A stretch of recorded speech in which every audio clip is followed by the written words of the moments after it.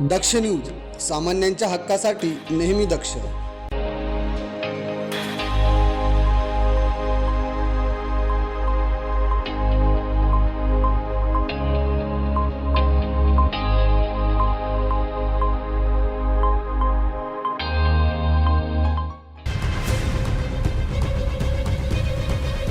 नाशिक मुंबई महामार्गालगत असलेल्या राजीवनगर वसाहतीत मटण दुकानाच्या आडून सुरू असलेल्या अनधिकृत कत्तलखान्यावर आज सकाळी पोलिसांनी महापालिका पथकाने संयुक्त कारवाई केली. या कारवाई दरम्यान मोठ्या प्रमाणात गोमांस जप्त करण्यात आले असून सुमारे 500 ते 600 किलो गोमांस पोलिसांच्या ताब्यात घेतल्याची माहिती समोर आली आहे.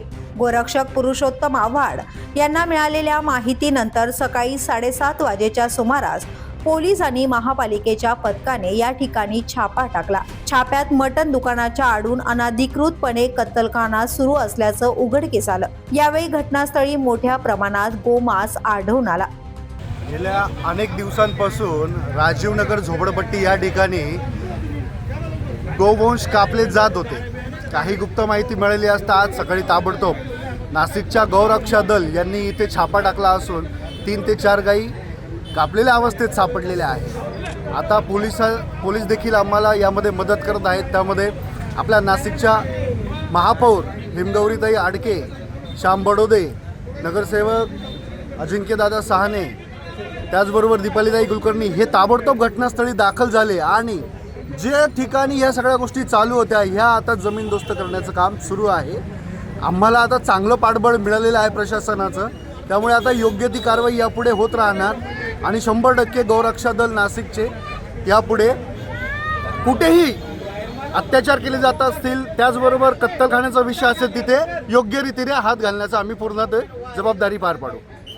कारवाई दरम्यान नाशिकच्या महापौर हिमगौरी आडके, नगरसेवक श्याम बडोदे, नगरसेविका डॉक्टर दीपाली कुलकर्णी यांच्यासह महापालिका अधिकारी आणि पोलिसांचा मोठा बंदोबस्त तैनात करण्यात आला होता.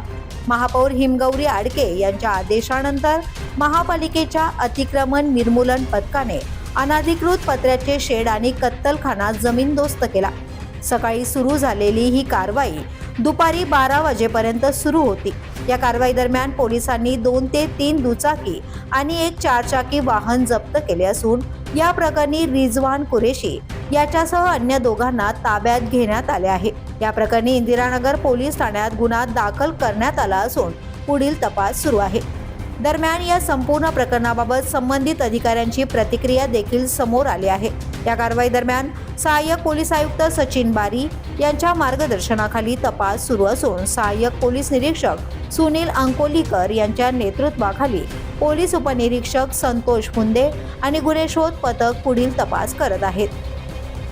संकेत बंगाळे, दक्ष न्यूज, नाशिक.